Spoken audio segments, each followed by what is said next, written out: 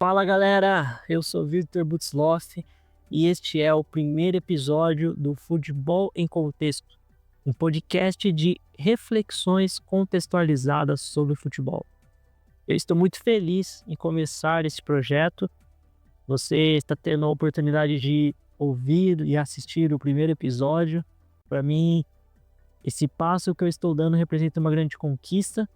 Eu já vou falar um pouquinho sobre mim, mas antes eu quero apresentar o tema de hoje. Hoje nós vamos falar sobre futebol é contexto. Ou melhor, como que nós podemos olhar para o contexto para compreender o futebol. Às vezes a gente vê situações no futebol que são difíceis de entender.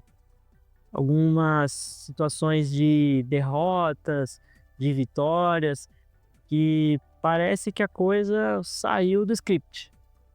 Situação, por exemplo, de uma equipe melhor no sentido da organização, com um orçamento maior, um tempo de trabalho ali com a comissão técnica e seus jogadores mais consolidado, jogadores até mais qualificados, um elenco qualificado, e enfrentar uma equipe inferior e perder.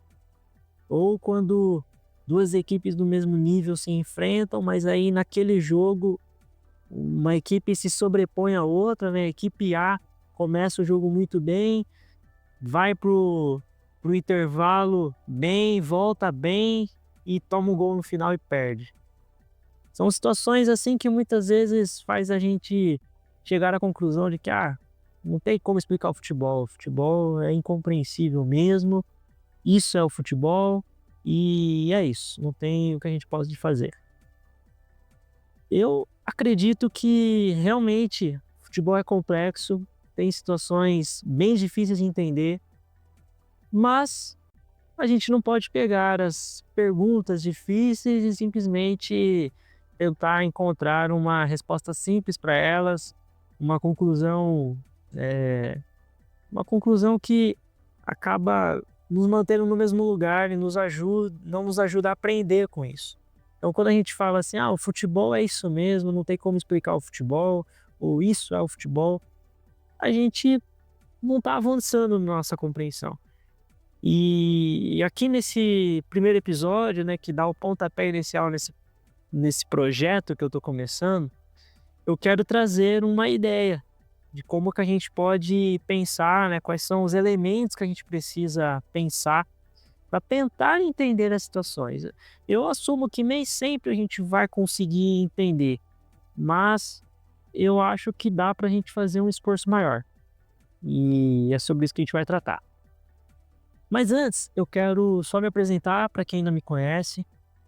Eu sou o Victor Butzloff, eu estudo futebol já há um tempo, desde a minha graduação em psicologia, quando eu tinha como objetivo trabalhar como psicólogo do esporte. Tive algumas experiências atuando como psicólogo no futebol. Percebi em meio à atuação, principalmente quando eu estava finalizando a minha especialização em psicologia do esporte, que essa função ela não iria me realizar, e aí eu decidi cursar a minha segunda graduação, agora em Educação Física. Eu estou no terceiro ano de Educação Física e posso falar, com base nas experiências que eu tenho tido, que eu finalmente encontrei aí a minha área, não a minha área, né? Porque eu tô na área do esporte já desde a psicologia, mas eu encontrei a minha função, encontrei minha posição de jogo, que é de treinador. Eu tenho atuado desde o primeiro ano de Educação Física, né? Eu estou no terceiro, então já vai fazer 3 anos que eu tenho atuado no projeto de futebol lá da Unesp, onde a gente atende crianças e adolescentes dos 6 aos 15, 17 anos. E tem sido para mim uma experiência muito enriquecedora, eu tenho gostado demais. E hoje eu tenho assim convicção de que eu quero profissionalmente atuar como treinador de futebol. Estou me qualificando para isso e pretendo aí futuramente fazer uma transição de carreira para atuar como treinador. Hoje, meu trabalho principal é como concursado no Tribunal de Justiça É um trabalho aí que é uma bênção na minha vida. Eu prestei quando eu estava ainda na graduação de psicologia, estava começando a namorar a minha esposa, com quem eu sou casado há 4 anos, e aí eu fui aprovado nesse concurso. Depois que fazia 1 ano que a gente estava casado, eu fui chamado. E esse emprego aí nos ajudou demais a mudar a nossa qualidade de vida, a ter também condições de investir na nossa carreira, naquilo que a gente quer, naquilo que faz sentido para nós, no que nós entendemos que é propósito de Deus para as nossas vidas.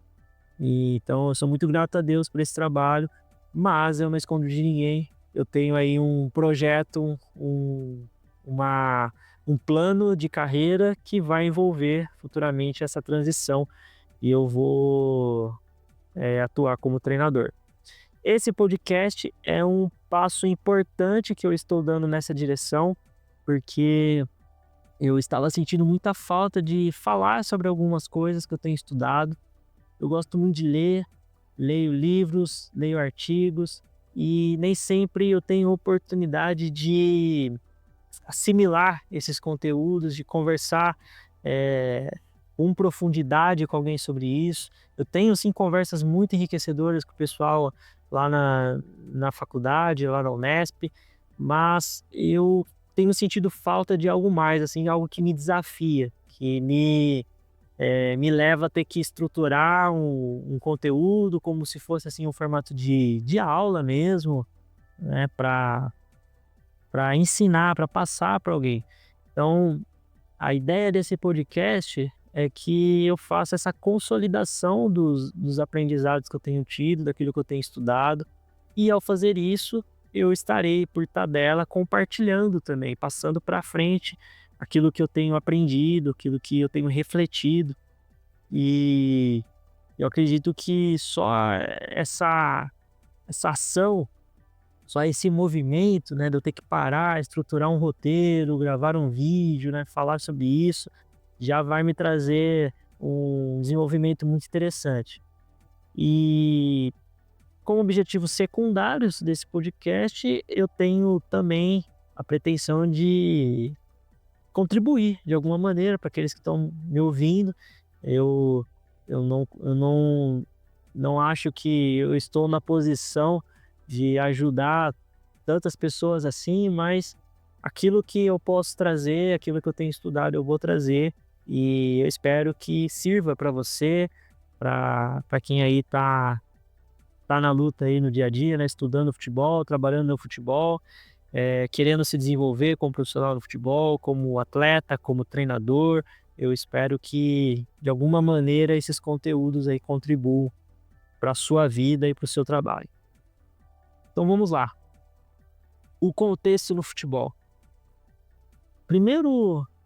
O primeiro ponto aqui interessante para a gente avançar nessa reflexão é o significado da palavra contexto.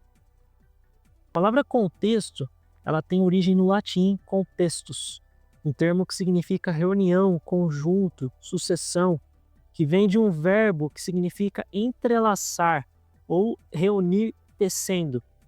Essa etimologia remete à ideia de elementos que se entrelaçam para formar um todo, como numa trama de tecido. Segundo o dicionário online Michaelis, editora Melhoramentos, contexto significa conjunto de circunstâncias interrelacionadas de cuja tessitura se depreende determinado fato ou situação. São circunstâncias. Esse conjunto de circunstâncias que envolvem um fato são imprescindíveis para o entendimento deste. O contexto é aquilo que constitui a totalidade, a composição, a contextura, é o conjunto, o todo. Então, quando a gente pensa no futebol em contexto, é em relação a isso que nós estamos pensando. Quais são essas circunstâncias que se interrelacionam e que formam o futebol? Quais são as circunstâncias sem as quais nós não podemos compreender o futebol? Elas são imprescindíveis. E aí, para a gente pensar essas circunstâncias, ou para a gente pensar esses elementos que compõem o futebol, e nós precisamos nos atentar para compreendê-lo, compreender a sua totalidade, nós podemos partir das dimensões, as dimensões do futebol. Essa, com certeza, não é a única maneira de pensar sobre isso, mas é uma maneira que para mim faz muito sentido e eu acredito que pode te ajudar também a ampliar as suas possibilidades aí de análise, né, dos fenômenos que ocorrem no futebol. Então, as dimensões do futebol, para a gente pensar sobre elas, nós podemos iniciar pela dimensão física. A dimensão física é aquela que é mais visível, mais concreta, é o corpo. Então, no futebol, o jogador ele precisa se preparar fisicamente para aguentar as demandas do jogo, para conseguir dar conta das demandas do jogo. Se o jogador não se alimentar, ele não vai ter energia, ele não vai ter ali o combustível, né, para conseguir correr, disputar as jogadas. Se ele não trabalhar os seus músculos, ele não vai ter força. Se ele não trabalhar a sua amplitude de movimento, ele pode se lesionar. Então, são várias questões relacionadas às capacidades físicas e à fisiologia que são imprescindíveis para que o jogo aconteça, para que o futebol exista. Se a gente não cuidar do corpo, não tem como a gente jogar futebol. Quantas pessoas que amam jogar futebol, muitas vezes acontece alguma coisa e elas precisam parar de jogar. É muito triste uma situação como essa. Mas isso mostra pra gente a importância do corpo, a importância de cuidar do nosso corpo.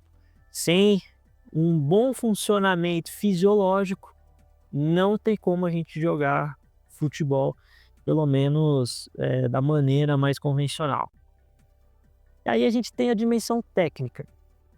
Dimensão técnica é a utilização do corpo para solucionar os problemas impostos pelo jogo. São as ações ofensivas, defensivas, com e sem a bola. Então, tudo que o jogador faz no jogo, ele está utilizando alguma técnica. Toda vez que ele tem uma intenção e ele age de acordo com essa intenção, ele está agindo tecnicamente. É lógico que tem a qualidade técnica mais superior e a mais inferior. Mas existem muitas técnicas. Existe todo um conjunto de movimentos, de gestos motores no futebol que nós chamamos como técnica. E isso é uma construção histórica do futebol, é culturalmente estabelecido. A gente tem, por exemplo, na história do futebol, vários marcos, que são marcos em que surgiram movimentos.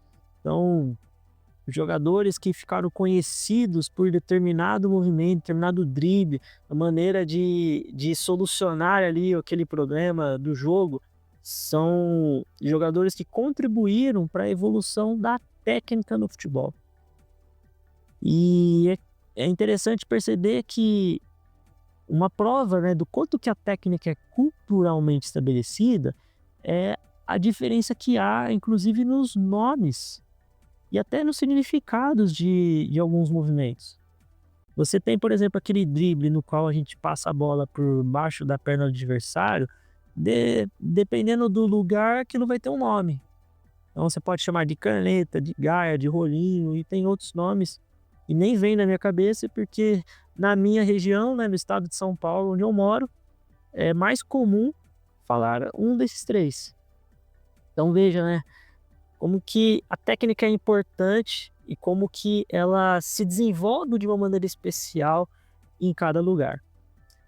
A dimensão técnica, portanto, ela é responsável por concretizar as intenções dos jogadores no campo, tanto no que se refere à gestão do espaço, que é a dimensão tática, como também em relação ao plano de jogo, que é a dimensão estratégica. Vou falar agora da dimensão tática. A dimensão tática, ela vai se referir à gestão do espaço de jogo. Como? Através dos posicionamentos e das movimentações. Então, tudo que envolve posicionamento e movimentação tem tática. Ela pode ser uma tática compartilhada coletivamente ou não, ou meramente individual, mas existe tática ali. O ideal, no contexto no esporte coletivo, como o futebol, é que a tática ela seja compartilhada coletivamente. A gente precisa ter uma mentalidade coletiva, uma mesma maneira de pensar, uma maneira de ler as situações do jogo. Então pensa, né, uma equipe com 11 jogadores ali em campo. Isso significa que eles precisam estar preparados para, em cada situação do jogo, eles reagirem em sintonia, em harmonia, da maneira mais otimizada, mais eficaz possível. Isso é um grande desafio. Eu sou casado há 4 anos e aqui em casa, às vezes, a gente tem pensamentos diferentes sobre as coisas. Às vezes a gente não está alinhado. E aí a gente precisa alinhar. E tem situações que a gente já alinhou algumas vezes e tem que continuar alinhando. Situações do dia a dia, coisas de casal. E estamos falando de 2 pessoas que convivem todos os dias. Então imagina uma equipe, né, os jogadores ali numa situação de jogo, o quão difícil que é construir essa mentalidade coletiva, né, essa maneira de se comportar ali como um organismo vivo no jogo e totalmente alinhado. E o que pode favorecer esse desenvolvimento da tática, né? Tanto em relação ao jogador quanto da equipe? Precisa ser fortalecida a capacidade sensório-cognitiva. Então, todo instante, percepção, decisão, ação acontecendo junto em cada situação de jogo. E tudo muito rápido, né? O jogo ele acontece ali uma velocidade, às vezes, muito acelerada, que os jogadores têm frações de segundo ali para resolver. Então, se os processos cognitivos que são subjacentes à tomada de decisão não estiverem bem fortalecidos, bem treinados, vai ser muito difícil alcançar e manter a excelência do desempenho esportivo. Lembrando que no jogo ocorrem inúmeras situações cuja frequência e a ordem cronológica e a complexidade não podem ser previstas. E isso exige um alto nível de adaptabilidade. Então, o jogador que é inteligente taticamente é um jogador que ele consegue responder às situações imprevistas do jogo de uma maneira rápida e eficaz. Em outras palavras, é um jogador que tem um alto nível de adaptabilidade. Ele se adapta ao ambiente. O ambiente está mudando a todo momento e ele se adapta. E isso também para uma equipe. Quando a gente vê, por exemplo, uma equipe se impondo a outra equipe taticamente, a gente tem uma situação em que a taxa de variação dessa equipe, ou seja, a frequência com que ela faz o ambiente mudar é tão rápido, é tão imprevisível, que o adversário entra em crise de raciocínio tático. Ele não consegue dar as respostas que o jogo está pedindo e se torna vulnerável àquela equipe. Então, é aqueles momentos assim que parece que deu branco, parece que os jogadores não estão conseguindo reagir. Crise de raciocínio tático. É um problema quando isso ocorre no jogo, né? E nem sempre é possível evitar, mas é lógico que conhecendo o adversário, né, as características da equipe que vai ser ali enfrentada, dá para você tentar antecipar situações. Então, nessa dinâmica da equipe, nesse plano tático, a A necessidade que é mais forte é de uma coordenação intra e interpessoal. Então, cada missão tática ela precisa estar interrelacionada com a outra. Cada setor interrelacionado com os outros setores. Então, o ataque ele não pode ser pensado de forma compartimentada, diferente do meio-campo, diferente da defesa. Precisa ter a inter-relação dos setores, intersetorial. E é lógico que quando a gente tem uma equipe bem organizada, a gente vai conseguir ver a congruência do comportamento dos jogadores, essa harmonia, esse alinhamento, e vamos conseguir ver também de maneira clara os princípios que estão norteando as suas ações. Ou seja, vamos conseguir ver eles implementando regras que, que são compartilhadas, tanto na hora de defender quanto na hora de atacar. A equipe que consegue apresentar essa mentalidade coletiva, ela vai concretizar isso no jogo na maneira de os seus jogadores se interrelacionarem. E principalmente essa interrelação sem a bola. Porque o jogador ali, em média, no jogo de futebol, ele vai ficar no máximo 3 a 4 minutos com a bola nos pés. Ou seja, de 90 minutos, 3, 4 minutos é menos de 10% do jogo. Ele precisa saber se relacionar com seus companheiros, principalmente sem bola. E esse que é o desafio, né, na formação de atletas e até no alto nível profissional, né? Ajudar o jogador a todo momento estar cumprindo uma função. Não existe um momento sequer no jogo que não tenha o que fazer. Todo momento tem o que fazer. Não importa se o jogo, naquele instante, né, o centro de jogo, tomando como base a bola, se está mais distante, não significa que não tem algo a ser feito. A gente pode, por exemplo, antecipar situações, preparar a defesa para uma possível perda de bola lá na frente. A gente pode preparar um ataque para uma possível recuperação. Então, em cada fase do jogo, nós temos como envolver os jogadores que estão mais distantes ali do centro. E é importante que isso seja muito bem definido, muito bem treinado, para que a todo momento a equipe funcione de forma integrada, sempre contribuindo a todo instante no jogo. Então, o jogador, né, que ele demonstra uma maturidade tática, ele vai saber se comportar em cada situação, ele vai saber reagir, ele vai ler a situação, vai tomar a melhor decisão e vai contribuir para o alcance do objetivo da equipe. E aí nós temos na dimensão tática um modelo de jogo. O modelo de jogo é a representação compartilhada.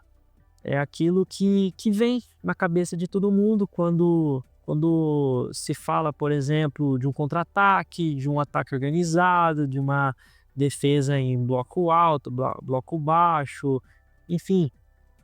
Os jogadores eles têm uma maneira de compreender o jogo e de jogar o jogo que está internalizada por todos eles. E isso contribui para que a gente tenha uma equipe bem organizada, quando você tem esse modelo de jogo aí bem implementado. Algumas palavras-chave para a tática que a gente pode pensar é aspectos organizacionais, que vão se referir à movimentação efetiva, à atuação em unidade, posicionamentos adequados, e consciência de jogo, que se refere à leitura de jogo, situações de jogo e o modelo de jogo propriamente dito. Então, já falamos da dimensão física, dimensão técnica, dimensão tática. Agora, a dimensão estratégica. A estratégica, ela se refere ao planejamento. Todo instante, nós temos como pensar à frente de maneira estratégica. Nós podemos pensar em planos para os nossos desafios, planos para lidar com imprevistos, com situações adversas, isso em todos os níveis. No futebol a gente tem isso desde olhando ali por um jogo específico, em que se faz um plano para aquele jogo. Na verdade, até menor do que o jogo, o treino. Tem o plano para o treino. O treino ele é planejado. Então tem toda ali uma ideia de periodização, você faz ali o macrociclo, o mesociclo, o microciclo, que são as unidades, os dias, né? Aí tem as unidades, as sessões de treinamento, então tudo planejado. E o jogo? O jogo também, você planeja a maneira como a equipe vai jogar, você estuda o adversário, tenta antecipar algumas situações para preparar a equipe para reagir a elas. Enfim, o, o jogo ele é um elemento mais fácil para a gente pensar o plano. Mas tem também o planejamento a outros níveis. Então o clube tem que fazer o planejamento, faz o planejamento a curto, médio, longo prazo, pensando nas competições, pensando em quais são os objetivos do clube, onde o clube quer chegar, como que ele quer crescer, como que ele quer ser reconhecido. Os jogadores, os treinadores, a comissão técnica, os profissionais podem pensar também em plano de carreira. Tem uma área na psicologia muito interessante que é orientação profissional e para a carreira, onde se estuda exatamente isso. O que é a carreira, quais são as situações que envolvem uma carreira, as transições normativas, ou seja, que são normais de acontecerem, transições não normativas, que não são normais no sentido de esperadas, elas ocorrem como imprevistos.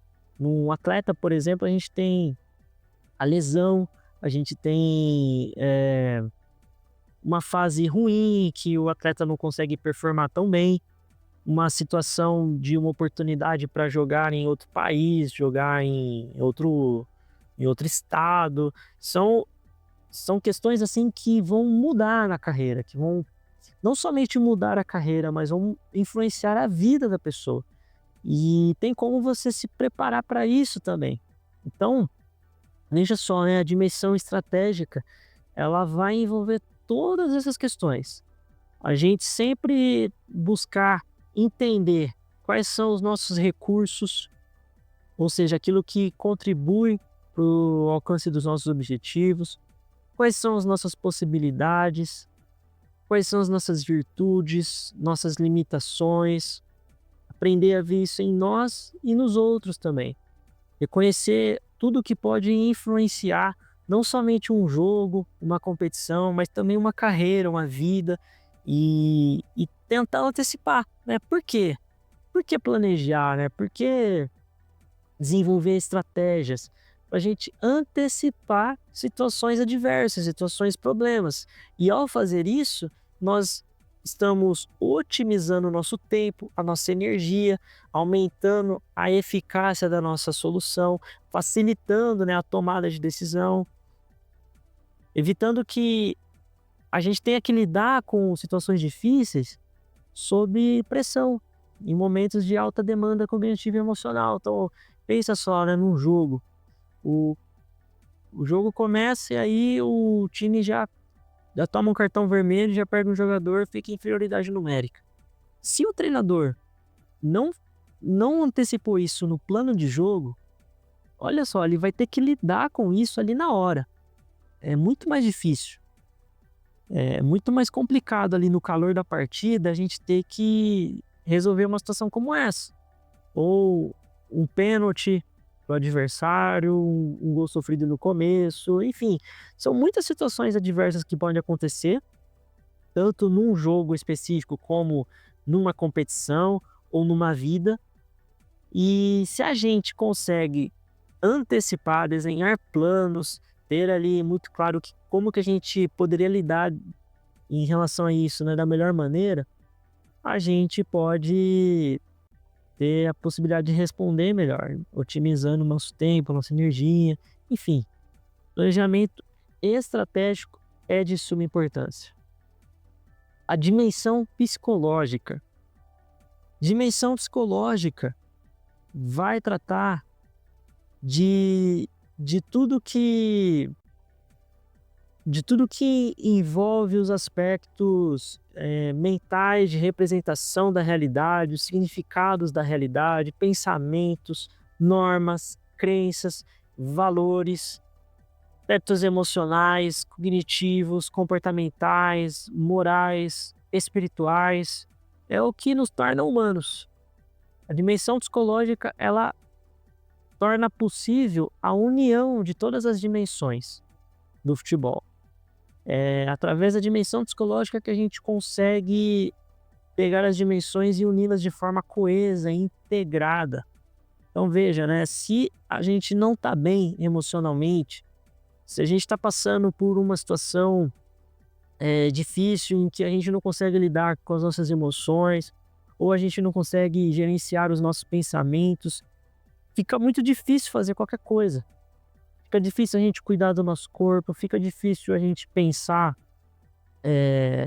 utilizando toda a nossa capacidade cognitiva, fica difícil a gente ter uma reação adequada. Isso prejudica em vários aspectos. Então, ali no jogo de futebol, se o jogador ele não está com a dimensão psicológica em ordem, não somente em ordem, mas se ela não está bem treinada, bem preparada, é muito difícil ele conseguir jogar utilizando todo o seu potencial físico, técnico, tático e cumprindo também o que foi preparado no âmbito estratégico. A dimensão psicológica ela é muito importante, ela pode abalar muito facilmente todas as outras dimensões. Por fim, a última dimensão, e não menos importante, porque ela vai abranger todas as demais, é a dimensão histórica, social e cultural. Então veja, eu acabei de falar da dimensão psicológica. A dimensão psicológica, ela também faz o elo com a dimensão histórica, social e cultural. Se a gente olhar para uma pessoa, essa pessoa, ela tem uma história. Ela tem outras pessoas que convivem com ela, ou seja, o social, a família, os amigos, a cidade, os lugares que ela convive, que ela frequenta. E ela tem uma cultura. Ela foi criada dentro de tradições, dentro de normas, de valores, de uma maneira de enxergar o mundo. Então, isso falando de uma pessoa, mas olhando o futebol como um fenômeno da humanidade, né, um fenômeno criado pelo homem, cultural, a gente consegue pegar assim muitos aspectos interessantes que são característicos do desenvolvimento do futebol. Então, pensando lá no início, né, do futebol institucionalizado na Inglaterra, poxa, ele começou lá na Inglaterra sendo institucionalizado, mas na medida que ele foi se desenvolvendo em outras nações, o futebol foi se diversificando. E é muito interessante quando você olha antigamente a Copa do Mundo, por exemplo, era um momento em que as seleções tinham acesso a outros futebols jogados. Porque não tinha, né, o acesso que a gente tem à TV, a jogos transmitidos que nem tem hoje. Então, os intercâmbios de formas de jogar o jogo ocorriam na Copa do Mundo. E aí quando vem, né, a televisão, quando começa a ter mais recursos tecnológicos e o acesso ao futebol jogado no mundo todo fica facilitado, a gente tem cada vez mais essa diversificação sendo compartilhada. Então hoje, se eu quero ver o que os japoneses estão fazendo lá no futebol, eu consigo assistir. Se eu quero ver o que os africanos estão fazendo, eu consigo assistir. Então a gente tem acesso a várias expressões do futebol. E isso é muito interessante de se pensar, porque não é à toa que o futebol ele tem características específicas em países, em continentes, em regiões, em cidades. Ele tem uma história própria, uma cultura própria. Por quê? Porque o futebol ele é desenvolvido por pessoas. E as pessoas, elas são diferentes nas regiões, nos países, nas cidades. As pessoas, eh, elas desenvolvem singularidades de acordo com o lugar que elas vivem. Então, isso tem uma relação muito forte com a questão geográfica, a questão da nação, da, da origem étnica, da política, tudo que envolve ali a, a sociedade local vai influenciar a expressão do futebol local. Então, pensando agora num clube, é muito complicado quando um clube ele não se interessa pela sua cidade. Ele não se interessa pela história da sua cidade e se conectar com as pessoas da sua cidade. Ele está perdendo a oportunidade de desenvolver essa dimensão histórica, social e cultural.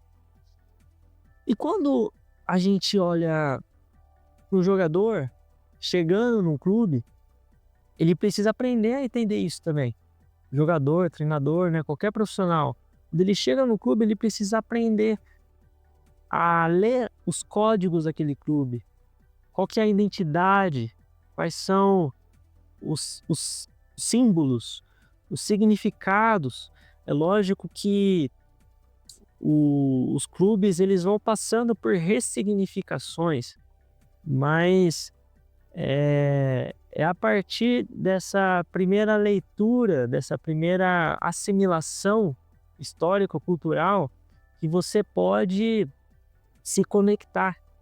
É muito importante. Então, esse processo de aculturação, né, quando um jogador, um treinador chega no clube, é essencial. Ele precisa entender qual que é a língua que ele precisa falar ali, o que os torcedores têm na memória deles, o que traz emoções positivas, traz emoções negativas, o que traz sentimento de paixão, de orgulho, sentimento de representatividade, de identificação.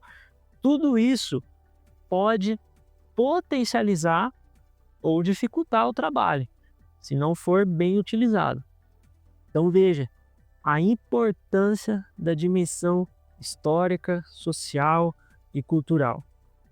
E é lógico que o clube, né, o treinador também precisa entender que cada jogador que chega ali tem uma história, tem uma família, tem um background, tem uma origem, e nem sempre é fácil fazer essa adaptação. Às vezes é difícil. Como é que está a vida desse jogador, por onde que ele passou, qual que é a fase que ele está vivendo como atleta, na sua família, se tem filhos, se não tem filhos, tudo isso vai influenciar. Então, essa dimensão histórica, social e cultural, ela é muito ampla e ela vai abranger as demais dimensões. Vai abranger a dimensão psicológica e dentro da dimensão psicológica, né, não de forma separada, mas dentro da dimensão psicológica a gente tem a dimensão estratégica, tática, técnica e física. Lembrando que nós fazemos essa divisão apenas para refletir, apenas para fins didáticos. No futebol ocorre tudo isso ao mesmo tempo. E esse é o desafio. O desafio é quando a gente olha para uma situação de jogo, para um jogo que aconteceu, para algum aspecto relacionado ao futebol, a gente precisa sempre ter de pano de fundo essas dimensões. Precisa lembrar que o futebol ele tem todos esses elementos, e eu nem especifiquei muito, porque senão o vídeo ia ficar muito grande, mas ele tem todos esses elementos que se interrelacionam, que estão conectados a todo instante. Então, não tem como a gente pensar o futebol, a gente tentar compreender o futebol, sem considerar esses elementos de forma conjunta. Ou seja, não tem como a gente analisar o futebol, tentar compreendê-lo sem considerar o contexto do futebol, que vai ser sempre uma fotografia da relação dessas dimensões. O contexto ele muda a todo momento. Ou seja, Nesse movimento entre essas dimensões interrelacionadas, nós vamos ter momentos, fotografias, que vão ser os contextos. Lembrando que também o futebol, ele é sempre imprevisível e aleatório. A imprevisibilidade e aleatoriedade faz com que essas dimensões se relacionem sempre de uma forma única a cada situação de jogo. Então, não tem como prever o que vai acontecer, não tem como a gente saber a ordem dos eventos, das situações. Por isso que o futebol é tão emocionante. A gente sabe dessas dimensões, a gente sabe que elas existem, a gente tenta se especializar nelas, compreendê-las. Pensa na tática, por exemplo, o tanto que não se estuda tática, uma preparação para um jogo importante, o tanto que não é estudado ali os padrões de jogo do adversário. Só que o que não cabe nesse estudo é a imprevisibilidade, é a aleatoriedade, é a bola bater no zagueiro, desviar e ir pro gol, por exemplo. Então isso, de fato, não tem como se controlar. Se você gostou dessa maneira de pensar o futebol, dessas dimensões, eu quero recomendar para você os trabalhos do Carlos Rogério Tiengo. Foram esses trabalhos que me ajudaram a pensar sobre isso, a trazer essas dimensões. E, poxa, ele é uma referência na área, um amigo também. E eu não poderia deixar de referenciar. Então, você tem o livro dele, O Futebol e os Futebolistas do Futuro, análise do currículo presente na formação de futebolistas de alto rendimento a partir de um estudo de caso. Foi um trabalho sensacional que ele fez na Ferroviária de Araraquara. Ele estudou exatamente isso, essa questão das dimensões, e ele mostra lá no trabalho como que o clube da Ferroviária ele se relaciona com a história da cidade, com os elementos representativos da cidade, como a cor da terra, a questão da ferrovia, a cultura de trabalho da cidade. É muito interessante, eu recomendo muito a leitura. Tem também o Manual para o Treinamento Integral de Categorias de Base da Confederação Sul-Americana de Futebol, um material que o Carlos Gertiengo fez com outros autores, onde também está bem descrita essas dimensões, e lá você vai encontrar mais detalhes sobre todas elas. E agora, já partindo para o final desse primeiro episódio, eu vou fazer o momento dos acréscimos. Esse é um quadro de fechamento que eu quero fazer em todos os episódios do podcast, no qual eu vou trazer uma reflexão bíblica relacionada com o conteúdo que foi falado. Eu sou cristão e, por mais que eu goste de ler muitos livros sobre futebol e outras coisas, leio muitos artigos, para mim, a maior fonte de aprendizado que eu tenho é a Bíblia, é a palavra de Deus. E pensando no futebol, para mim, não tem como ser diferente. Eu aprendo muito sobre futebol lendo a Bíblia. E isso é algo que eu trago comigo desde a minha infância e foi se potencializando na adolescência, na juventude. Então, eu quero, nesse quadro aqui, que eu chamo de Acréscimos, trazer uma contribuição da minha cosmovisão cristã, baseado na Bíblia, e dividir com você uma perspectiva que para mim tem muito valor. Então, eu espero que, independente das suas crenças, isso também contribua de alguma maneira para você, tá? Então, vamos lá. Qual que é a reflexão que eu gostaria de trazer? Pensando nessa questão do contexto no futebol, eu lembro muito de Paulo lá em Atenas. Eu vou ler aqui a passagem, está lá em Atos 17, versículo 16 e 34, e depois eu vou explicar que relação que a gente pode fazer com isso. Então diz assim: enquanto estava esperando Silas e Timóteo em Atenas, Paulo ficou revoltado ao ver a cidade tão cheia de ídolos. Ele ia para a sinagoga e ali falava com os judeus e com os não-judeus convertidos ao judaísmo. E todos os dias, na praça pública, ele falava com as pessoas que se encontravam ali. Alguns professores epicureus e alguns históricos discutiam com ele e perguntavam: o que é que esse ignorante está querendo dizer? outros comentavam: parece que ele está falando de deuses estrangeiros. Diziam isso porque Paulo estava anunciando Jesus e a ressurreição. Então eles o levaram a uma reunião da Câmara Municipal e disseram: gostaríamos de saber que novo ensinamento é esse que você está trazendo para nós, pois você diz algumas coisas que nos parecem esquisitas e nós gostaríamos de saber o que elas querem dizer. É que todos os moradores de Atenas e os estrangeiros que viviam ali gostavam de passar o tempo contando e ouvindo as últimas novidades. Então, Paulo ficou de pé diante deles na reunião da Câmara Municipal e disse: Atenienses, vejo que em todas as coisas vocês são muito religiosos. De fato, quando eu estava andando pela cidade e olhava os lugares onde vocês adoram os seus deuses, encontrei um altar em que está escrito: ao Deus desconhecido. Pois esse Deus que vocês adoram sem conhecer é justamente aquele que eu estou anunciando a vocês. Deus, que fez o mundo e tudo o que nele existe, é o Senhor do céu e da terra e não mora em templos feitos por seres humanos. E também não precisa que façam nada por ele, pois é ele mesmo quem dá a todos vida, respiração e tudo mais. De um só homem, ele criou todas as raças humanas para viverem na terra, antes de criar os povos. Deus marcou para eles os lugares onde iriam morar e quanto tempo ficariam lá. Ele fez isso para que todos pudessem procurá-lo e talvez encontrá-lo, embora ele não esteja longe de cada um de nós. Porque, como alguém disse, nele vivemos, nos movemos e existimos. E alguns dos poetas de vocês disseram: nós também somos filhos dele. E, já que somos filhos dele, não devemos pensar que Deus é parecido com um ídolo de ouro, de prata ou de pedra, feito pela arte e habilidade das pessoas. No passado, Deus não levou em conta essa ignorância, mas agora ele manda que todas as pessoas, em todos os lugares, se arrependam dos seus pecados, pois ele marcou o dia em que vai julgar o mundo com justiça por meio de um homem que escolheu, e deu prova disso a todos quanto ressuscitou esse homem. Quando ouviram Paulo falar a respeito de ressurreição, alguns zombaram dele, mas outros disseram: em outra ocasião, queremos ouvir você falar sobre esse assunto. Então Paulo foi embora dali.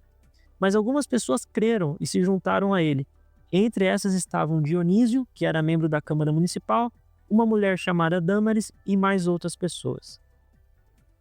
Eu sei que a passagem é um pouco longa, mas eu gostaria de destacar algo muito interessante que Paulo fez no versículo 28. Ele citou uma literatura que os cidadãos ali atenienses poderiam reconhecer. Ele citou, pois nele vivemos, nos movemos e temos nosso ser, como também alguns de seus próprios poetas disseram, porque também somos seus filhos, ou porque também somos sua geração. Esse trecho, pois nele vivemos, nos movemos e temos o nosso ser, é citado de Crética, que é um texto de Epimênides, do século 6 a.C. Porque também somos sua descendência, ou somos sua geração, ou porque também somos filhos dele, Paulo pode ter tirado de dois poetas. Ou ele tirou de Arauto, que era de Tarso, compatriota de Paulo, num texto que é encontrado num poema chamado Fenômenos, ou de Cleantes, de Assos de Mísia, que escreveu Porque nós somos tua geração em um hino a Zeus. O de Arato é de 272 a.C. e o de Cleantes é de 300 a.C. Por que isso chama a minha atenção? Veja bem, Paulo ele queria comunicar algo. Ele queria comunicar Jesus para as pessoas que viviam ali em Atenas. E observando ali a cultura daquela cidade, daquelas pessoas, ele percebeu que ele precisaria usar algo mais. Ele precisaria utilizar a própria cultura deles, aquilo que eles iriam entender, algo que fizesse sentido, que tivesse um significado especial para eles. Então Paulo pega na sua pregação ali para os atenienses na Câmara Municipal e ele cita poetas gregos reconhecidos por aquelas pessoas. Isso, para mim, é um insight muito interessante, porque muitas das vezes a gente chega num ambiente novo, e aí, voltando para o futebol, a gente chega numa instituição, num clube, chega ali diante de pessoas e a gente quer passar as nossas ideias sem antes entender o que tem mais significado para eles ali. Qual que é a história, qual que é a cultura daquele lugar, daquelas pessoas. E aí a gente acaba atropelando esse processo. Então veja bem, Paulo ele não atropelou o processo. Ele buscou uma forma de se comunicar que pudesse ser eficaz para transmitir a mensagem que ele estava passando. E no final diz, né, que embora alguns não tenham se interessado, outros tenham zombado, tiveram pessoas que creram, tiveram pessoas que se juntaram a ele. Ou seja, Paulo, de alguma maneira, ele foi bem-sucedido naquilo que ele foi fazer ali. E por que que ele foi bem-sucedido? Porque ele utilizou o contexto cultural a seu favor. Eu acho que essa é uma lição muito interessante e, para mim, isso pode ser tranquilamente, amplamente aplicado no futebol, em qualquer situação. A gente precisa aprender a ler o contexto e aplicar o contexto a nosso favor, no sentido de potencializar o nosso trabalho. E também a gente vê a importância de estar preparado.